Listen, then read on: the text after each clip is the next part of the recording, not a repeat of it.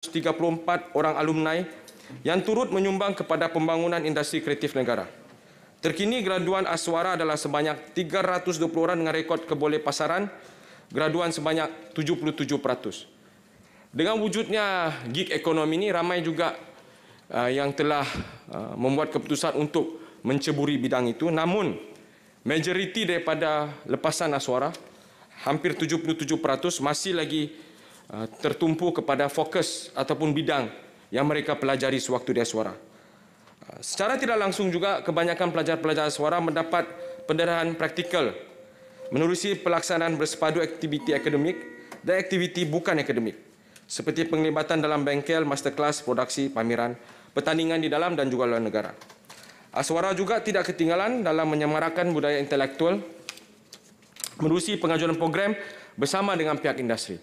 Sememangnya Aswara mempunyai hubungan yang baik dengan pihak industri, terutamanya yang dipelopori oleh pihak swasta, kerana mereka tahu kebolehpasaran pelajar-pelajar Aswara ini memang tinggi. Kebolehan mereka memang di dalam keadaan yang cukup mantap, insyaAllah. Sebenarnya banyak lagi pencapaian yang saya boleh kongsi, tapi masa tidak mengizinkan. Mungkin di dalam sesi yang lain saya akan kongsikan bersama. Terima kasih. Betul, Wakil Menteri. Tempoh Dewan Negara kita panjang. Banyak peluang lagi nak tanya soalan. Seterusnya saya jemput Tuan Haji Aziz bin Arifin.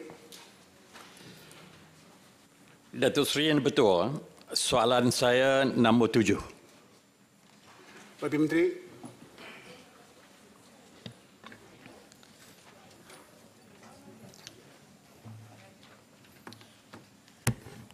Terima kasih Yang di-Ketua. Terima kasih YB Senator. Bismillahirrahmanirrahim. Assalamualaikum warahmatullahi wabarakatuh. Dan salam sejahtera. Tuan Yang Ketua, untuk maklumat ahli yang berhormat, penggunaan body worn camera atau BWC dengan izin ataupun kamera badan bagi anggota penguatkuasaan Jabatan Pengangkutan Jalan sememangnya dalam penelitian Kementerian Pengangkutan. MOT berpandangan bahawa penggunaan body worn camera ataupun BWC bukan sahaja dapat meningkatkan integriti penguatkuasaan GPJ semata-mata, malah berupaya untuk melindungi anggota-anggota penguatkuasaan GPJ daripada pelbagai tohmahan ataupun tuduhan oleh pihak yang tidak bertanggungjawab.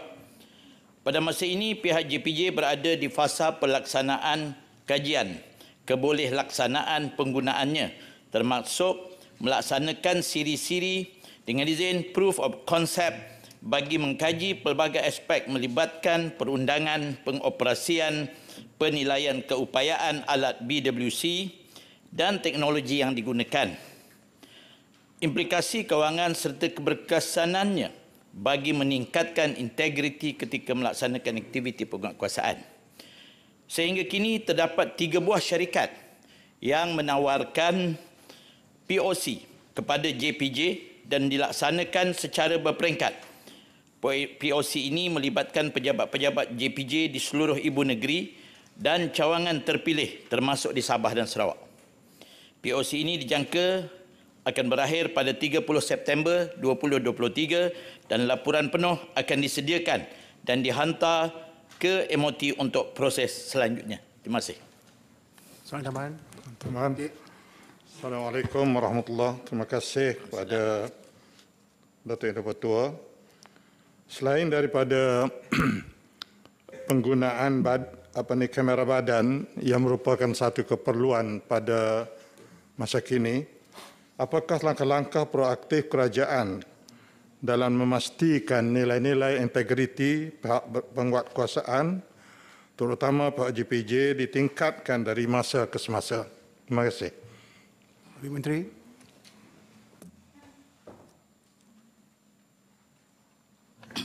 Terima kasih Yang Berhormat Senator.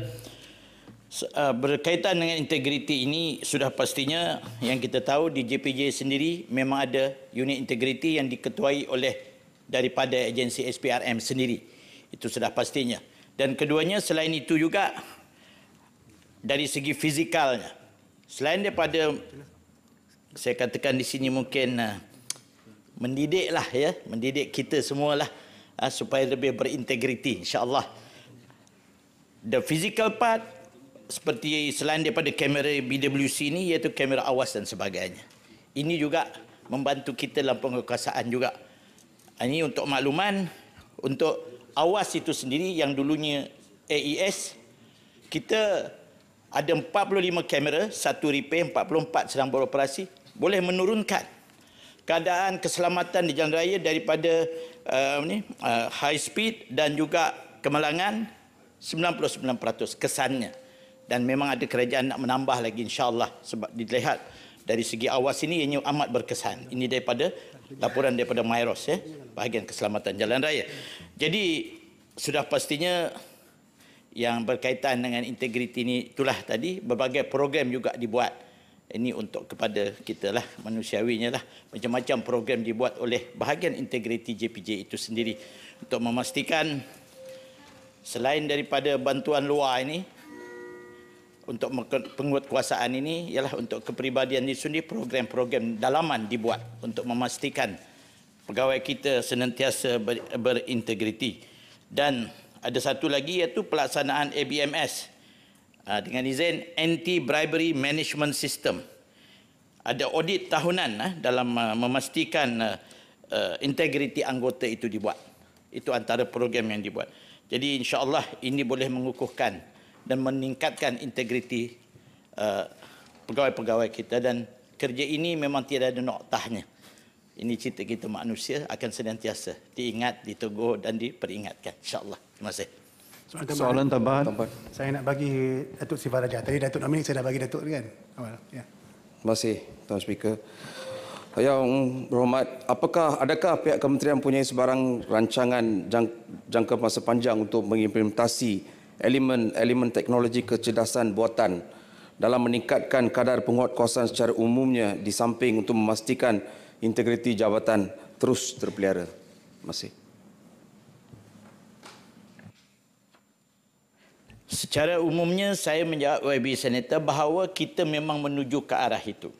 Sekarang kita baru bercerita tentang body worn camera, dan juga sekarang ni unit motosikal ada kameranya sendiri, dan on the road ada AES-nya, dan sudah pastinya dari baru-baru ini JPJ mengeluarkan apps dan sebagainya.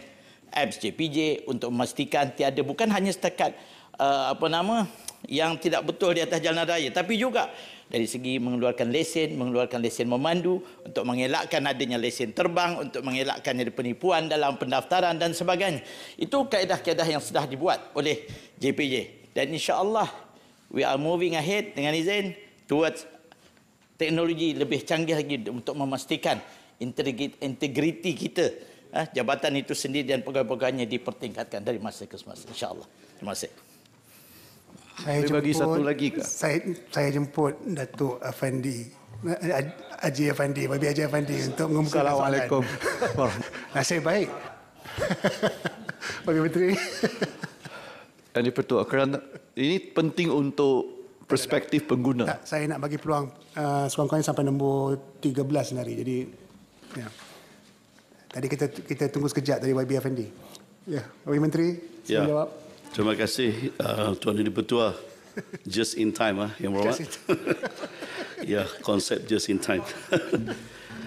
Tuan Yang Dipertua, untuk makluman ahli Yang Berhormat Senator, status semasa projek lebuh-raya lingkaran tengah utama LTU sehingga Jun 2023 adalah 55.36% sebenar berbanding 56.75% unjuran, di mana 2 projek dalam peringkat perolehan, 14 projek dalam pembinaan dan 10 telah siap yang melibatkan kos keseluruhan sebanyak 7.7 bilion ringgit.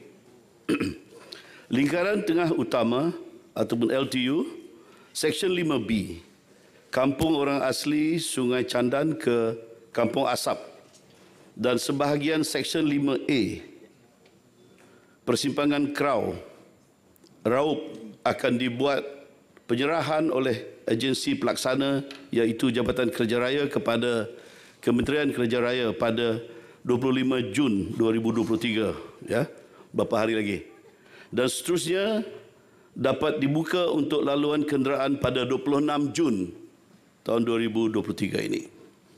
Projek ini telah dimulakan pada 14 Mac 2018 dengan kos projek sebanyak 294.6 juta ringgit. Dan antara skop kerja yang dilaksanakan ialah membina jalan baharu 4 lorong 2 hala dengan reka bentuk piawaian JKR R5 sepanjang 16.9 km dan 5 buah jambatan, 2 Vehicular Box Culvert VBC serta persimpangan Krau Raup. Manakala baki kerja yang masih dilaksanakan untuk Seksyen 5A adalah sepanjang 9 km.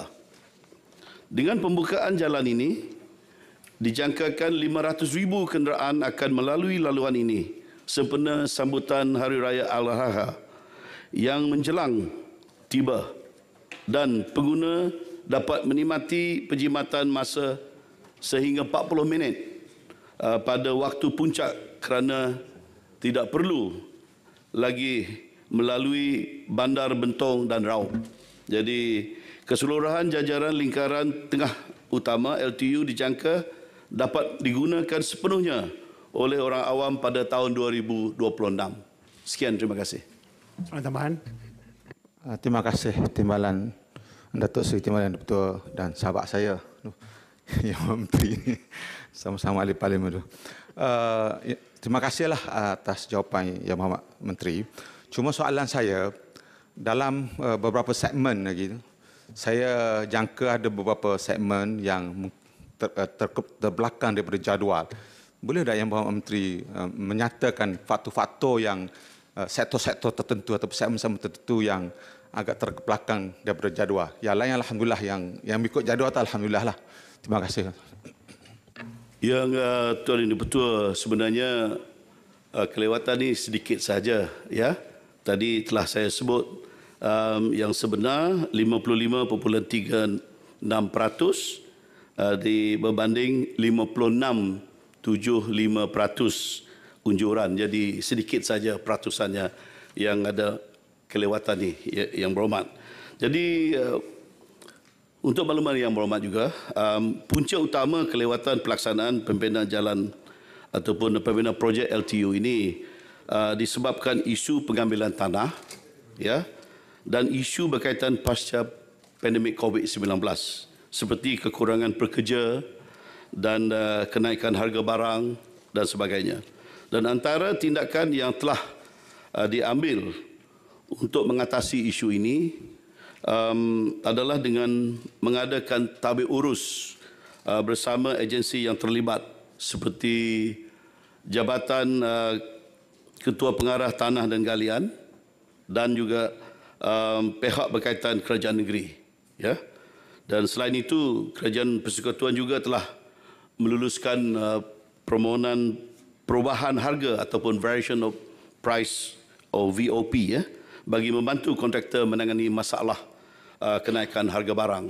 Jadi itulah penjelasannya, Yang Berhormat Senator. Saya nak jemput Tuan Jaziri Alkaf Abdillah Sufian untuk mengemuka soalan.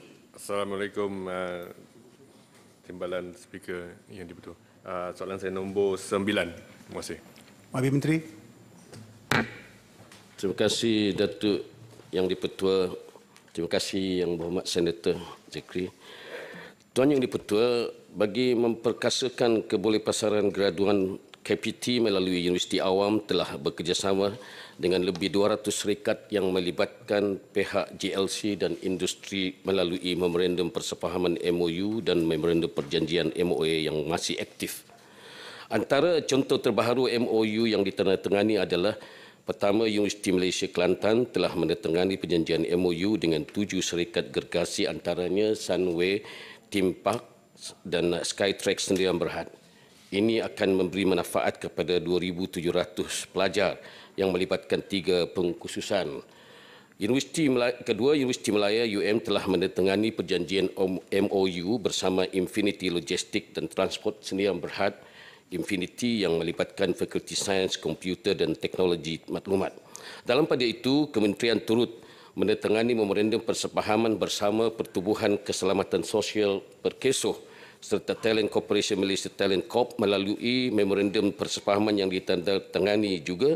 Kementerian berhasrat untuk meneroka lebih banyak peluang kerjasama bersama pihak industri dan syarikat JLC melalui hubungan networking yang dimiliki oleh Perkeso dan Talent Corp untuk kemanfaatan kebolehpasaran graduan IPT. Manakala sehingga kini Jabatan Politeknik dan College Community mempunyai jumlah 18,745 industri yang aktif berkolaborasi dalam pelbagai skop. Antara industri yang mempunyai kolaborasi aktif dengan Politeknik dan College Community adalah Maybank, Sirim, MyIPO, MIDA, The Malaysian Water Association, JAKIM, Panasonic Industrial Devices Malaysia Sdn Bhd, Top Glove Sdn Bhd dan LAM Research Malaysia Sdn Bhd. Di samping itu, Kementerian melalui CEO at Faculty Program juga mempunyai kerjasama dengan JLC, utama seperti Tenaga Nasional Berhad, TNB, Maybank, CIMB, Bosted, UEM dan lain-lain. Program ini akan melibatkan pengurusan tertinggi JLC iaitu Ketua Pegawai Eksekutif ataupun Pengarah Pengurusan dan atau Presiden akan dipadankan kepada Universiti Awam UA sebagai mentor. Mereka ini akan berkongsi pengetahuan, pengalaman dan kepakaran dengan pelajar dan juga staf universiti mengenai apakah perkembangan terkini industri di samping dapat memberikan input bagi tujuan transformasi modul dan kurikulum universiti selaras dengan keperluan semasa industri. Datuk Yang Dipertua, kerjasama di antara industri dan sektor industri pula bersifat strategik serta dilakukan dengan teliti dan terancang bagi memastikan kedua-dua pihak menerima manfaat tanpa menjejaskan integriti dan kesarjanaan dunia akademik. Terima kasih. Soalan tambahan. Soalan tambahan, Datuk Timbalan Speaker. Soalan saya, seperti mana YB Menteri katakan tadi, ada 200 lebih syarikat GLC yang berkolaborasi bersama kementerian. And kita ada seramai lebih kurang 90,000 graduan IPTA setiap tahun. So nisbah saya rasa antara GLC dan graduan yang kita keluarkan setiap tahun saya rasa harus dipertingkatkan. Saya rasa setakat tahun sebelumnya seramai 2,700 if I'm not mistaken, kalau saya tak silap saya. So nisbah keluaran kita 90,000 dengan syarikat GLC-nya 200, saya rasa sampai 500. Adakah kerajaan bertimbang untuk meningkatkan kolaborasi? Terima kasih. YB Menteri. Terima kasih Yang Berhormat atas soalan tambahan. Pertamanya saya nak maklumkan bahawa KPT sehingga kini tidak henti-henti untuk mengambil beberapa tindakan untuk mengatasi permasalahan kebolehpasaran graduan terutamanya. Maka itu kita lihat beberapa inisiatif yang telah kita lakukan baru-baru ini, terutamanya di antara Universiti Kelantan dengan beberapa agensi yang kita, industri dan GLC yang kita berkolaborasi. Demikian juga yang amat berhormat Perdana Menteri baru-baru ini telah melancarkan Invest Aid, iaitu kerjasama dengan Suruhanjaya Security dengan KPT dalam usaha kita untuk memastikan kebolehpasaran graduan ini dapat kita pertingkatkan dengan beberapa target yang kita harapkan dalam jangka masa 3 tahun program yang kita akan laksanakan. Harapan kita ialah kita akan dapat menambah baik lagi usaha ke arah kebolehpasaran graduan kita. Dan ini usaha berterusan kementerian kita. Dan kita senantiasa menggalakkan industri untuk bersama dalam IPTA kita. Terima kasih. Soalan tambahan. Soalan tambahan. Saya dulu. Terima kasih. Baiklah, bagi peluang pada wanita. Terima kasih Datuk. Pasal tadi ada Tuan yang Dipertua. Terima kasih. Terima kasih Yang Berhormat Menteri. Soalan saya, berapa peratus kebolehpasaran graduan kita dan adakah pihak kementerian sudah ada inisiatif untuk mengadakan kursus-kursus baharu yang memenuhi keperluan industri supaya para graduan kita ini bila keluar dia tidak bekerja di luar bidang mereka. Terima kasih. YB Menteri. Terima kasih Yang Berhormat Senator atas soalan tambahan. Sehingga tahun 2022, statistik atau perangkaan data yang kita ada berhubung dengan kebolehpasaran graduan IPTA ialah 90.2%. Dan banyak lagi pecahan yang kalau kita nak sebut tapi dia panjang data dia. Tapi lebih kurang umumnya kebolehpasaran sehingga tahun 2020 ini ialah 90.2%. Berhubung dengan jaminan jaminan kepada graduan-graduan kita, IPTA melalui terutamanya TVET ini. Kita hari ini berusaha untuk mempertingkatkan kefahaman dan penerimaan masyarakat dan juga pelajar tentang TVET as another good choice dan tidak diletak sebagai pilihan yang second class seolah-olah ia tidak membawa ke mana graduan kita. Sedangkan perbandingan data kita di antara graduan biasa dengan TVET jauh berbeza. Kalau TVET kita boleh dapat jangkauan hingga 96% graduan TVET ini mendapat pekerjaan. Dia dapat kerjaan kerana pertamanya industri itu bersama kita seperti yang saya sebut tadi di bawah Jabatan Pendidikan Politeknik dan Community College kita ada 18,000 industri yang senantiasa bersama kita dalam kursus dan program yang kita tawarkan sehinggalah akhirnya mereka ini selesai mengikuti kursus sijil ataupun diploma dan boleh lagi terus meningkat. Kalau kita nak pastikan lagi kebolehpasaran itu lebih baik, kita galak mereka meneruskan pengajian hingga ke peringkat ijazah yang ada 4 ton khusus TVET yang ada di negara kita ini. Terima kasih. Manakah isu ini penting, saya rasa belum ada Datuk Kesabadas. Ya, terima kasih. Tadi bangun 2-3 kali dah. Ya, terima kasih. Okay. Baru-baru ini Yang Amat Berhormat Perdana Menteri telah melancarkan Invest ED, iaitu satu inisiatif yang melibatkan kerjasama Kementerian Suruhanjaya Security serta penggiat sektor pasaran modal. Soalan saya yang berhormat ialah bagaimanakah inisiatif tersebut dapat menjadi penghubung atau konduit dengan izin kepada graduan IPTA baru untuk berkecimpung dalam bidang pasaran modal. Dan apakah konsep talent recruitment dilaksanakan menerusi inisiatif tersebut? Sekian, terima kasih. Pak Menteri. Seperti yang saya telah sebutkan sebentar tadi berhubung dengan usaha KPT dengan Suruhanjaya Security, kita telah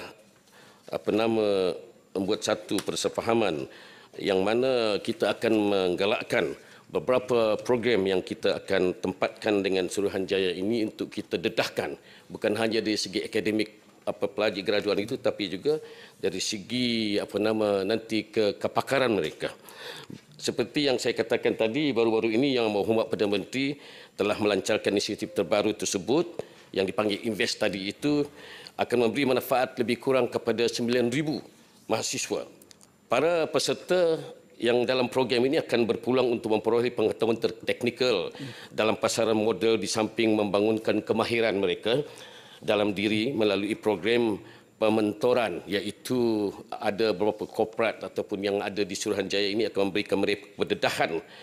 Melalui program ini juga peserta yang menunjukkan prestasi yang baik turut berpeluang untuk diserap masuk terus ke syarikat-syarikat yang dipadankan sebagai pekerja tetap. Dan program ini seperti yang saya katakan akan berjalan selama 3 tahun dan mahasiswa itu akan berada dalam industri Suruhanjaya ini untuk sama-sama dalam meningkatkan kepakaran mereka. Terima kasih. Saya jemput Tuan Surandi bin Saad untuk mengemukakan soalan. Assalamualaikum warahmatullahi wabarakatuh. Lemang dimasak di dalam buluh. Soalan saya nombor 10. Pak Menteri. Kena balas pantun tu, Pak Menteri. Terima kasih Datuk Yang Di-Pertua, Yang Berhormat Senator. Tuan Yang Di-Pertua, untuk makluman ahli Yang Berhormat, Kementerian Belia dan Sukan telah merangka dan melaksanakan program khusus kepada belia berteraskan kepada Dasar Belia Malaysia (DBM), Model Pembangunan Belia Madani 2030 (MPBM 2030) dan Plan Strategik Kementerian Belia dan Sukan. Ketiga-tiga dokumen ini memberikan penekanan kepada keperluan dan lanskip belia semasa dan masa hadapan bagi memastikan pelaksanaan setiap program yang dirancang berupaya untuk memberikan kesan besar kepada golongan belia dalam negara ini. Pada tahun ini sahaja, bagi memastikan aspek pembangunan belia Malaysia terus diperkasa, KBS telah memberikan fokus utama kepada pelaksanaan inisiatif nafas baharu terhadap program rakan muda. Inisiatif ini juga dilaksanakan dengan hasrat untuk menerapkan pengalaman dan gaya hidup positif kepada anak muda dalam negara ini, dan bagi tujuan tersebut, Kementerian memperkenalkan 10 gaya hidup baru rakan muda yang antara lainnya adalah rakan aktif, rakan bumi, rakan demokrasi, rakan digital, rakan ekspresi, rakan litar, rakan mahir, rakan muzik, rakan niaga dan rakan prihatin. 10 gaya hidup baru rakan muda yang diberi kategori nafas baru. Bagi memastikan inisiatif ini dapat direalisasikan secara meluas berpandukan kepada kumpulan sasar yang telah ditetapkan, KBS merancang sebanyak 500 aktiviti untuk dilaksanakan di peringkat kebangsaan, negeri dan daerah dengan sasaran penyertaan seramai 300,000 orang belia untuk sepanjang tahun ini. Sekian, terima kasih. Soalan tambahan? Tambahan. Bolehkah kementerian memaklumkan di sini berapakah umur belia yang sebenarnya? Kalau dulu 40 ke bawah, sekarang 35 dan terbaru saya mendapat maklum akan diturunkan lagi usia tersebut. Sekian.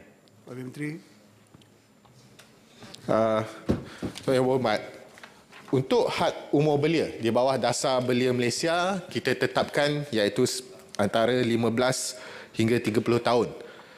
Manakala amalan antarabangsa sebenarnya berbeza-beza. Contohnya Korea Selatan 9 hingga 24. Kalau Singapura 15 ke 35 tahun. Kalau Australia 12 hingga 24 tahun. Kanada 16 hingga 23 tahun. Tapi United Nations atau Persatuan Bangsa-Bangsa Bersatu ditetapkan 15 ke 24 tahun. Rasional untuk kita tetapkan had umur belia ini adalah untuk pastikan ada kesinambungan dari segi kepimpinan masa hadapan, dan kita nak menstabilkan identiti belia tersebut supaya bila kita tidak letakkan jurang yang terlalu jauh antara umur minimum dengan umur maksimum, maka apabila kita bentuk program-program kita tahu golongan sasar ni dapat kita santuni secara keseluruhan dan mereka dapat bersama dalam program-program yang bersepadu. Malah kita juga nak memantapkan proses pembangunan belia. Sebab itu bagi saya dan bagi Kementerian Belia dan Sukan penting untuk kita pastikan kita dapat tetapkan sebuah had umur golongan belia yang mengikuti perkembangan ataupun keperluan semasa. Kalau kita tetapkan had umur belia ini sedikit lanjut, kita susah untuk lihat ada kesinambungan dari segi terutama sekali melahirkan kepimpinan dalam kalangan golongan belia kita. Kita tak mahu sekarang ini bila umur mengundi sudah diturunkan ke umur 18 tahun, namun dari segi kepimpinan, dari segi daya fikiran, dari segi pendedahan terhadap realiti semasa, itu kita anjak sehingga umur yang sedikit lanjut. Maka kita turunkan, benar kita turunkan sudah pun mendapat perkenan sebelum ini untuk penurunan ke umur 30 tahun, dan itu dianggap sebagai satu umur yang selesa dan juga mampu untuk kita bentuk golongan-golongan belia kita. Terima kasih Yang Berhormat. Soalan tambahan. Bagi daripada Pulau Pinang. Ya. Terima kasih Ketua Yang Ketua. Pertama kali saya nak ucapkan selamat datang kepada Majlis Pengurusan Komuniti Kampung daripada Pulau Pinang. Soalan saya adalah program sukan silat olahraga. Apakah langkah-langkah kementerian untuk mentabatkan sukan ini agar dapat terus dihormati dan juga diangkat ke peringkat lebih tinggi? Untuk makluman, di peringkat Indonesia yang pencak silat, tetapi di dalam negara adalah silat olahraga. Ia hanya capai ke sukan C, tidak sampai ke sukan Commonwealth. Jadi Menteri minta soalan dia. Apa soalan? Soalannya adalah apakah langkah kementerian untuk mempertabatkan sukan ini agar dapat mencapai sehingga sukan Commonwealth. Sekarang ni dia cuma sukan C saja. Dia tidak boleh mencapai angka yang lebih tinggi? Terima kasih. Wakil Menteri, soalan yang unik ni. Soalan yang sebenarnya sedikit lari daripada soalan asal. Tapi selain daripada jawapan bertulis untuk fakta-fakta atau data yang lebih terperinci, antara perkara terbaru, langkah terbaru yang dibuat oleh Kementerian Belia dan Sukan sebenarnya dalam mengangkat bukan sahaja sukan silat tapi juga sukan-sukan lain yang dikategorikan sebagai sukan tempur adalah klasifikasi, terutama sekali di peringkat sekolah.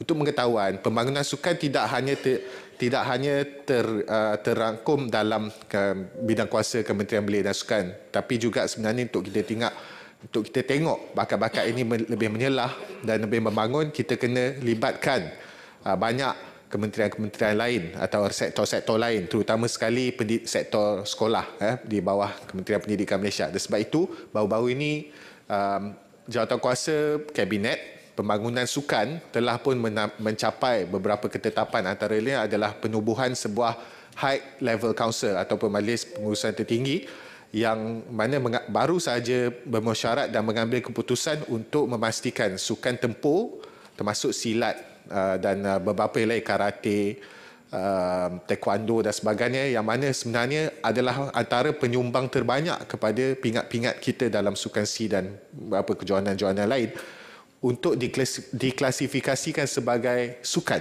di peringkat sekolah. Sekarang ni ia ditaktifkan sebagai badan beruniform. Sebab itu kejohanan-kejohanan antara sekolah juga sukar untuk dilaksanakan kecuali kejohanan-kejohanan terbuka yang bukan menerusi MSSM atau MSSD. Jadi sekarang sukan-sukan tempur ini sudah pun diklasifikasi, sudah ditaktifkan sebagai persatuan sukan, bukan lagi badan beruniform. Jadi urus tadbirnya, keperluan-keperluan semasanya dan juga kerjasama-kerjasama strategik sekarang boleh diadakan dengan persatuan-persatuan sukan dan juga bersama dengan Majlis Sukan Negeri dan juga Majlis Sukan Negara. Itu antara langkah besar yang kita ambil. Selebihnya adalah kita menggalakkan untuk persatuan-persatuan sukan terus adakan kerjasama-kerjasama yang strategik dan perbanyakkan kejohanan-kejohanan terbuka di peringkat-peringkat akar umbi supaya ia boleh dipertingkatkan kualitinya dan seterusnya menyumbang seperti yang disebut oleh Tuan Yang Berhormat Senator, bukan setakat kita boleh menang di sukan si tapi juga kita boleh cemerlang di kejohanan-kejohanan besar lain termasuk Commonwealth dan peringkat yang lebih tinggi. Terima kasih. Saya jemput Dr. Lingeshwaran, anak lelaki Datuk Seri Aruna Salam. Salam sejahtera, salam hormat. Terima kasih Datuk Seri Yang di-Pertua. Soalan saya nombor 11. Wakil Menteri. Terima kasih Timbalan Yang di-Pertua. Terima kasih kepada Yang Berhormat Senator Dr. Lingeshwaran berkenaan tentang keprihatinan beliau berkenaan tentang keadaan obesiti kanak-kanak di Malaysia.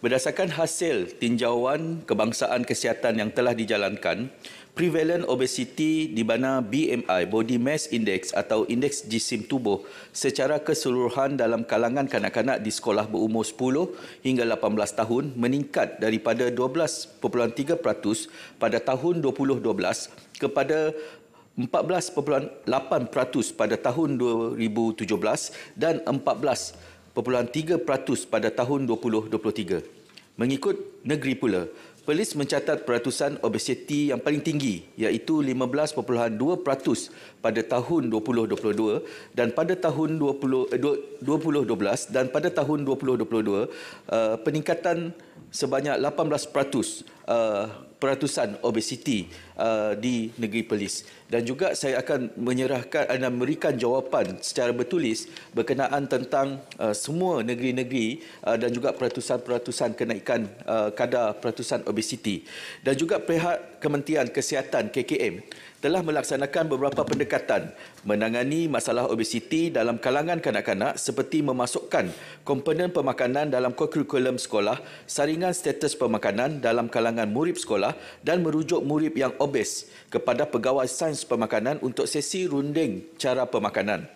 Pemantauan menu di kantin sekolah juga dijalankan dan bimbingan secara berterusan diberikan kepada penguasa kantin dan pihak pentadbir sekolah bagi memastikan pematuhan kepada larangan penjualan makanan yang tidak berkhasiat seperti sosej, nugget dan minuman berkarbonat. Selain itu, KKM bekerjasama dengan Kementerian Pendidikan Malaysia untuk memperkenalkan program hidangan berkhasiat di sekolah HITS di mana senarai menu yang berkhasiat ditetapkan untuk tujuan penyediaan makanan oleh pihak pengurusan kantin sekolah. Inisiatif ini telah dilaksanakan secara sukarela dan sehingga kini sebanyak 78 buah sekolah telah terlibat. Program HITS ini akan dikembangkan di sekolah-sekolah lain dari semasa ke semasa. Seterusnya, inisiatif Cara Hidup Anda Terbaik, Sihat, telah dilaksanakan dengan memperkasakan Persatuan Ibu Bapa dan Guru PIBG untuk melaksanakan aktiviti ke arah amalan pemakanan dan gaya hidup sihat. Terkini pihak KKM juga telah berkolaborasi dengan pihak United Nations Children Fund UNICEF untuk melaksanakan satu projek intervensi obesiti di sekolah yang mensasarkan kepada kanak-kanak yang berlebihan berat badan dan juga obes. Di samping itu, program Kelab Doktor Muda KDM melibatkan murid sekolah sebagai ejen kesihatan telah dijalankan di sekolah melalui modul latihan yang mengambil kira komponen cara hidup sihat, senaman, aktiviti fizikal dan pemakanan. Ahli Kelab Doktor Muda yang telah diberi latihan model instruktur kecergasan juga bertindak sebagai pasukan kecergasan sekolah dalam membantu rakan sebaya. Terima kasih. Soalan tambahan, Dr. Linggo. Soalan tambahan. Terima kasih kepada Menteri kerana memberi jawapan. Okey, strategi memperkukuhkan prevention and primary care adalah satu tonggak utama dalam Health White Paper. Untuk menunjukkan bahawa kerajaan serius dan boleh walk the talk, segmen kesihatan awam harus diberi KPI yang tinggi untuk menurunkan kadar obesiti kanak-kanak dengan konsisten. Adakah roadmap untuk KPI sudah tersedia dan bolehkah Dewan ini tahu isu kandungan roadmap atau plan tindakan tersebut? Terima kasih. Habis Menteri. Pada ketika ini, selaras dengan pembentangan kertas putih kesihatan, semua perkara-perkara berkenaan tentang roadmap tersebut akan kita bentangkan dan juga kita sedang menubuhkan banyak jawatan-jawatan kuasa dan juga lab-lab berkaitan tentang perkara-perkara yang berkaitan dengan kesihatan awam. Walaupun demikian, menjurus kepada persoalan berkenaan tentang obesiti ini, ketika ini kita sedang berusaha untuk sekurang-kurangnya mengekalkan tahap peratusan dan juga kita mempunyai cabaran yang sangat-sangat besar untuk menurunkan kadar peratusan obesiti ini kerana kita berdepan dengan isu-isu berkaitan dengan gaya hidup yang kurang sihat dan juga pemakanan dan juga cabaran terhadap makanan-makanan yang mengandungi gula yang tinggi dan juga kita sedang mengkaji model-model negara-negara luar yang mempunyai amalan hidup yang sihat, contohnya seperti di Jepun, memandangkan kita kini berada dalam kedudukan yang kedua tertinggi pada tahap peratusan obesiti di kalangan kanak-kanak kita di Southeast Asian region, dan ini sangat-sangatlah membimbangkan kerana isu ini saya lihat adalah merupakan isu masa depan. Pemimpin masa depan kita haruslah merupakan pemimpin yang sihat dan juga kita cuba untuk mengurangkan kadar obesiti ini melalui aktiviti-aktiviti yang telah kita rancangkan dan juga seperti apa yang telah disebut oleh Yang Berhormat Senator Dr. Linggeshwaran, kita akan mengambil secara serius dan juga akan melibatkan semua pakar-pakar dan juga masyarakat berkenaan tentang isu-isu berkaitan kesihatan awam ini. Terima kasih. Soalan tambahan? Kalau tak ada, Tan Sri. Ya, soalan tambahan saya, apakah plan kementerian untuk mengekang amalan banyak restoran dan gerai yang menggunakan terlalu banyak gula dan menambahkan keju kepada pelbagai jenis makanan? Saya pastikan makanan ini tidak sihat dan menjejaskan kesihatan rakyat yang berjurus kepada peningkatan indeks obesiti Malaysia. Tuan Yang di-Pertua, sememangnya kalau kita lihat dalam konteks kebudayaan di Malaysia dan juga amalan makanan dan juga penjualan makanan kita sangat-sangat terkenal dan sangat-sangat kaya dengan cita rasa makanan yang pelbagai dan juga itulah yang saya maksudkan cabaran yang dihadapi oleh KKM. Walaupun demikian, kita sentiasa mempunyai kriteria ataupun panduan-panduan yang boleh diikuti oleh pengusaha-pengusaha makanan untuk meletak kandungan perisa ataupun gula di dalam kandungan makanan tersebut. Walaupun demikian, kita masih lagi tidak dapat mengawal. Sebagai contoh, di negeri Sarawak sangat-sangat terkenal dengan kek lapis, dan juga untuk mengawal kadar gula di dalam kek lapis itu adalah sangat-sangat sensitif kepada chef-chef yang menyediakan kek tersebut. Walaupun demikian, kita akan sentiasa secara berterusan dan konsisten melalui pegawai kesihatan pemakanan kita untuk mewawarkan apakah jumlah di dalam makanan. Dan juga kita mempunyai inisiatif di dalam KKM dengan melaksanakan inisiatif My Choice ataupun My Meal di semua rangkaian restoran, termasuk restoran franchise, syarikat segera, syarikat persendirian, dan juga di dalam konteks KKM juga kita mempunyai bacaan kalori dalam hidangan makanan. Dengan itu kita boleh menghitung kalori kita untuk mengawal kadar intake kalori di dalam badan. Itu adalah merupakan satu amalan yang mungkin boleh dimulakan ataupun dipraktis di dalam kafeteria di Parlimen ini kelak. Saya jemput Datuk Dr. Dalson Raghunathan. Terima kasih Datuk Seri Yang di-Pertua. Soalan saya nombor 12. Habib Menteri.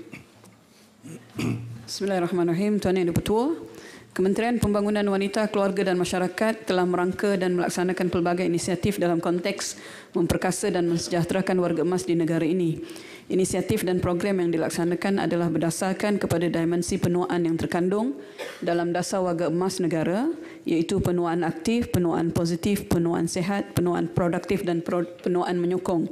Bagi menjawab soalan daripada Yang Berhormat Senator Datuk Dr. Nelson ini, Tuan Yang di-Pertua, Kementerian Pembangunan Wanita, Keluarga dan Masyarakat melalui Jabatan Kebajikan Masyarakat sehingga kini telah mengendali dan menguruskan 12 buah rumah pelindungan warga emas di seluruh negara, iaitu Rumah Seri Kenangan dan juga Rumah Ehsan. Tujuan utama penubuhan Rumah Seri Kenangan adalah untuk menempatkan warga emas yang tidak mempunyai waris ataupun penjaga dan yang berupaya menguruskan diri dan memberi jagaan dan perlindungan demi menjamin keselamatan dan kesejahteraan serta kualiti hidup mereka.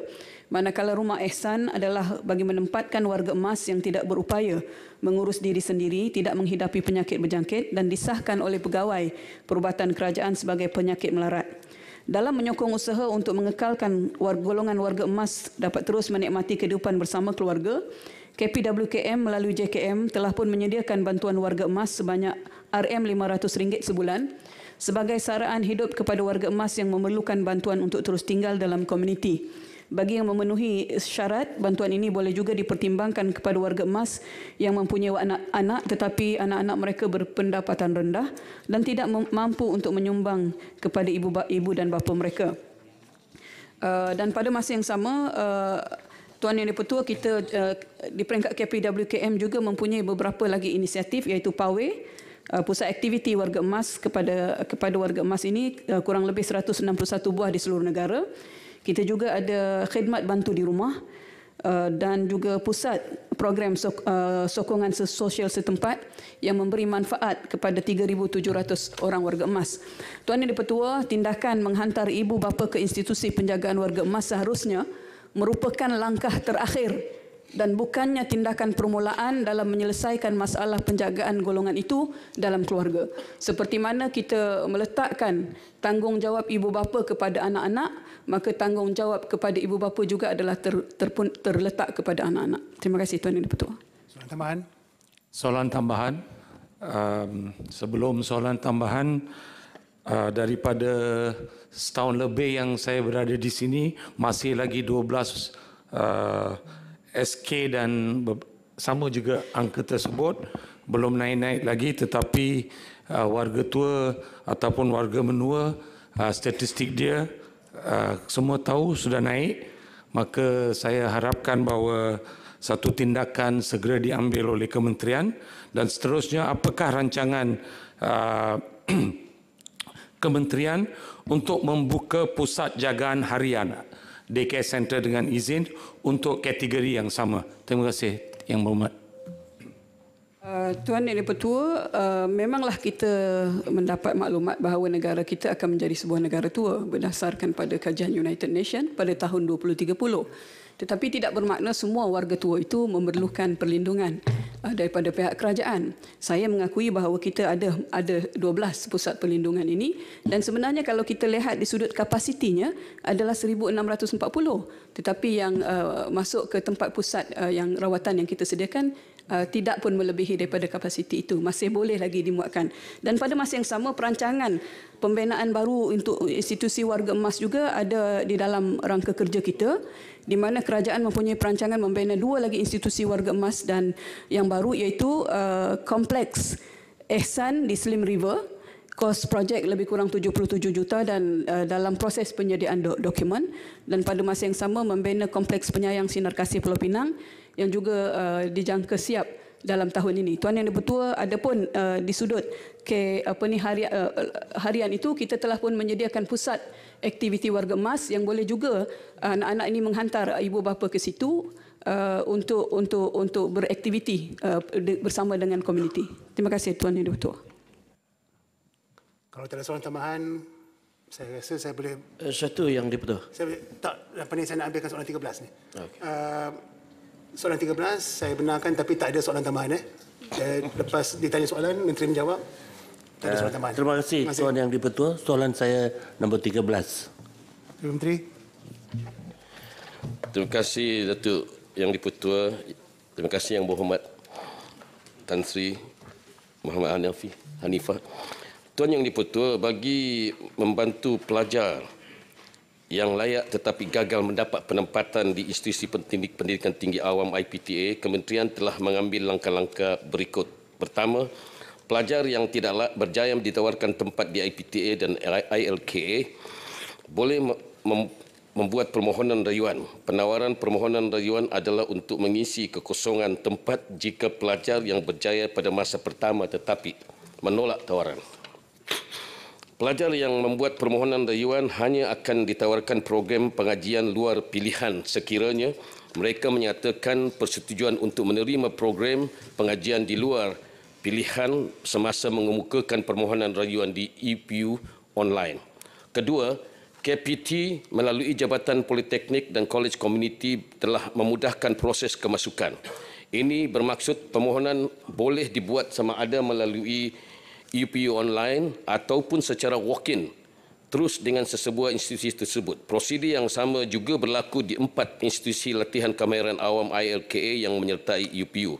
Ketiga, pelajar lepasan SPM diberi peluang untuk membuat permohonan EPU online sebanyak 3 sesi akademik.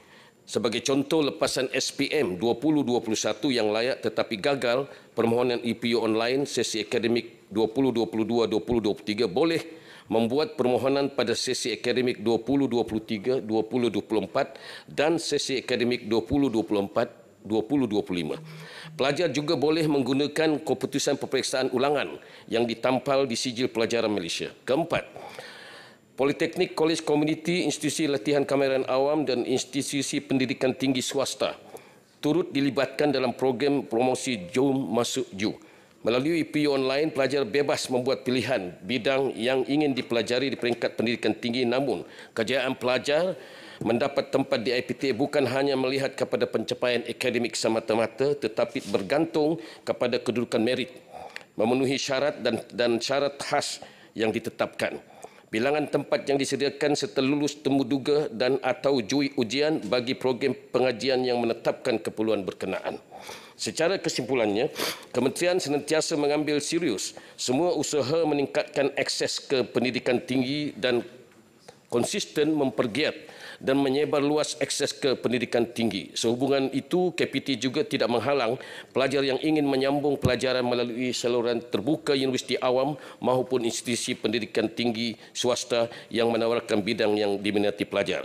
Bagi lepasan STPM dan setaraf, sekiranya pelajar masih gagal dalam permohonan rayuan, universiti awam akan membuat ambilan sendiri ke program ijazah sarjana muda selepas daripada tamat tempoh penyelarasan kemasukan oleh KPT, iaitu setelah tamat tempoh penawaran rayuan. Terima kasih, Datuk Yang Di-Pertua. Ahli Dewan, dengan ini tamatlah sesi soalan lisan kita pada pagi ini.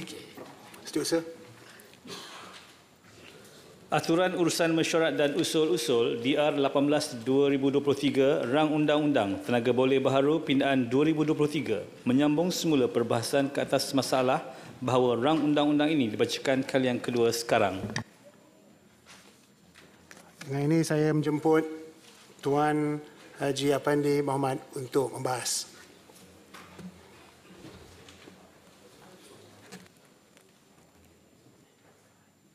Assalamualaikum warahmatullahi wabarakatuh dan salam sejahtera. Terima kasih Datuk Seri Timbalan Yang di-Pertua. Sebelum saya meneruskan ucapan saya dalam membahaskan satu akta untuk meminda Akta Tenaga Boleh Baru 2011, saya ingin merujuk kepada firman Allah SWT yang berbunyi A'udzubillahi minasyaitonirrajim. Bismillahirrahmanirrahim. Tajri min tahtihal anhar, sungai-sungai yang mengalir di bawahnya. Alhamdulillah, kita bersyukur pada Allah SWT kerana bumi kita dianugerahkan oleh Allah SWT dengan alam semula jadi yang banyak. Umpamanya, kita mempunyai panjang pantai tidak kurang daripada 4,800 kilometer. Kita mempunyai pulau-pulau yang banyak, hampir 1,000, dan banyak pulau-pulau itu dapat dimanfaatkan untuk pelancongan dan sebagainya. Sebahagian pulau diduduki dan sebahagian pulau masih belum diduduki. Walaupun negeri Kelantan tidak mempunyai sebarang pulau.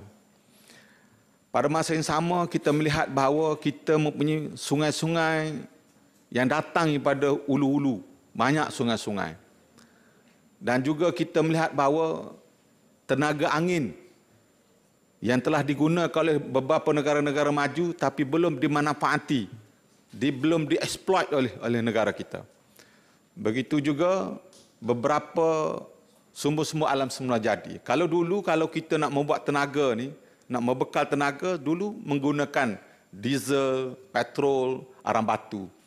Oleh kerana selepas pada Rio Agreement dengan izin, dunia sudah mula lari daripada penggunaan tenaga-tenaga kotor untuk membekalkan tenaga, seperti kalau di Indonesia dia panggil batu bara, di Malaysia arang batu, dan kita terpaksa mengimport arang batu ni untuk menjana tenaga bagi kegunaan elektrik negara. Memang kalau kita negara menuju ke arah industri, sudah semestinya kita memerlukan banyak tenaga. Dan Alhamdulillah hari ini, dua rang undang-undang serangkai. Dia serangkai ni. Yakni suatu akta untuk meminda Akta Tenaga Boleh Baru 2011 dan satu lagi yang dipanggil suatu akta untuk meminda Akta Pihak Berkuasa Pembangunan Tenaga Lestari 2011. Dia datang serentak. Kerana kalau tak ada yang kemudian daripada ni, maka yang satu ni tak berfungsi. Jadi Alhamdulillah dia datang bersama untuk memudahkan kementerian dan kerajaan. Cuma hari ini antara ayat yang dipinda pada akta ini sama ada rang undang-undang Akta Pihak Berkuasa Pembangunan Tenaga Lestari 2011 ataupun Akta Tenaga Boleh Baru 2011. Dia pindaannya adalah kerana melibatkan Sabah, Sarawak dan Semenanjung. Kerana semua tenaga-tenaga ini mesti ditempatkan di atas tanah. Dia bukan atas awan, ya. Di atas tanah. Jadi tanah tu, kalau di Sarawak, dia ada Sarawak Ordinance, Land Ordinance dia. Kalau di Sabah, dia ada Sabah Land Ordinance dia. Manakala di Semenanjung Tanah Melayu atau Semenanjung Malaysia dan Labuan, dia menggunakan kanun tanah negara. Ada perbezaan. Manakala penguasa bagi Sabah Land Ordinance adalah Jabatan Tanah dan Ukur Sabah. Manakala bagi Sarawak adalah Jabatan Tanah dan Ukur Sarawak. Tetapi di Semenanjung Malaysia dan di Labuan, dia ada dua pihak berkuasa. Satu, Jabatan Ketua Pengarah Tanah dan Galian, dan satu lagi Jabatan Ukur dan Pemetaan. Itu profesion saya lah, Jabatan Ukur dan Pemetaan. Tapi kalau menariknya, di Sabah dan Sarawak ini, Jabatan Tanah dan Ukur, jurukur tanah mendapat tempat yang istimewa. Macam sekarang, Sesuai Kerajaan Negeri Sabah adalah seorang jurukur, Datuk Safar Untung. Dan di Sarawak, pos yang paling tinggi pernah dicapai oleh seorang jurukur di Sarawak adalah Timbalan Sesuai Kerajaan Negeri Pembangunan. Itu di Sabah dan Sarawak kerana Jabatan Tanah dan Ukur.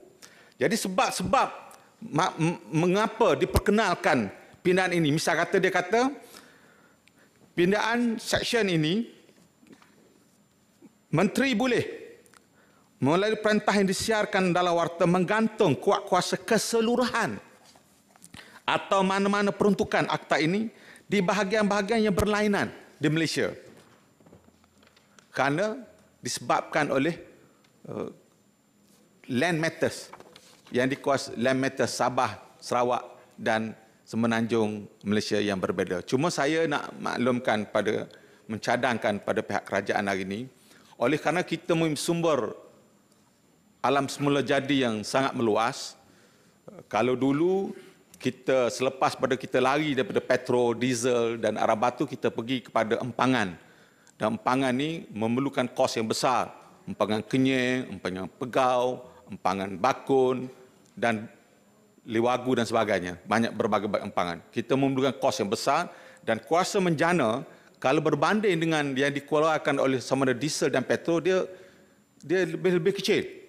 Walaupun dia menggunakan tenaga air terjun dan sebagainya. Air yang dilajukan untuk memutar turbin-turbin tersebut. Tetapi kuasa mengeluarkan lebih kecil daripada yang menggunakan, misalnya kata dipaka, yang menggunakan sama ada gas, petrol dan diesel. Walau macam mana pun, alhamdulillah, bila kebanyakan jana kuasa ditukar kepada gas, dia lebih mesra alam berbanding dengan diesel dan petrol.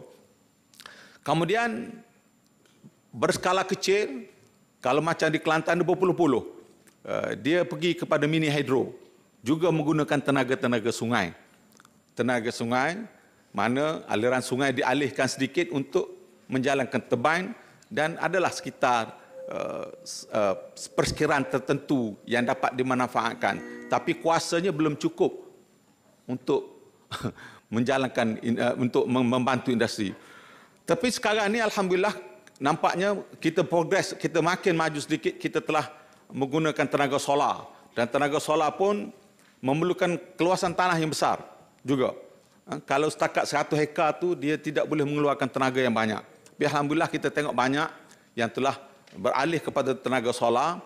Cuma tenaga solar ini kosnya dapat dijimatkan dari saban tahun ke saban tahun kerana teknologi pembuat panel-panel solar ini sudah ada elemen competition dan mereka dapat menjimatkan kos tenaga solar atau panel-panel solar ini. Jadi tapi masalahnya memerlukan satu keluasan tanah yang besar. Tetapi kalau kita tengok di luar negara, sepanjang kita berjalan, mereka menggunakan kincir angin. Kita tengok kincir angin ini, keluasan yang digunakan jauh lebih kecil daripada solar. Jauh lebih kecil daripada solar. Dan kesan sampingan kepada area setempat kurang. Kerana solar ni, walau macam mana dia tempias dia tu, ada bahaya dia juga. Panel tersebut. Ada kesan kerana bahan buangan dia nanti tu ada satu, ada elemen toksik. Tidak macam kincir angin. Jadi sebab itu saya minta kerajaan supaya memikirkan teknologi angin, teknologi kincir angin sebagai satu teknologi baru yang kita nak manfaatkan selain daripada ombak. Kerana ombak nampaknya kita masih belum begitu bersungguh-sungguh membuat kajian untuk kerana ombak kita kalau sepanjang pantai timur, Semenanjung dan sepanjang timur kita tengok bahawa kuasa ombak cukup kuat sehingga dapat menghakis 100 meter dan sebagainya pantai. Jadi kita boleh manfaatkan tenaga ombak untuk mengeluarkan tenaga. Jadi insya-Allah lah kita mengharapkan bahawa kerajaan membuat kajian yang lebih supaya menggunakan segala semula jadi yang Allah berikan kepada kita selain pada yang telah kita ada. Dalam rangka kita kerana tanah kita bukan semakin besar. Mungkin sekarang ini kita sedang buat di Nenggiri. dalam keadaan sekarang ini di Negeri Kelantan, terima kasih kepada kerajaan terutama Tenaga Nasional Berhad yang telah telah membina empangan negeri yang mungkin dalam 2-3 tahun lagi dapat menjana elektrik selain pada empangan di Jeli, di Pergau. Cuma saya minta kalau boleh kerajaan membuat kajian yang mendalam tentang ombak ni. Kita mempunyai ombak, maknanya kuasa alam semula menjadi percuma daripada Allah SWT untuk dimanfaati bagi rakyat kita, negara kita. Tetapi akhirnya kita bimbang.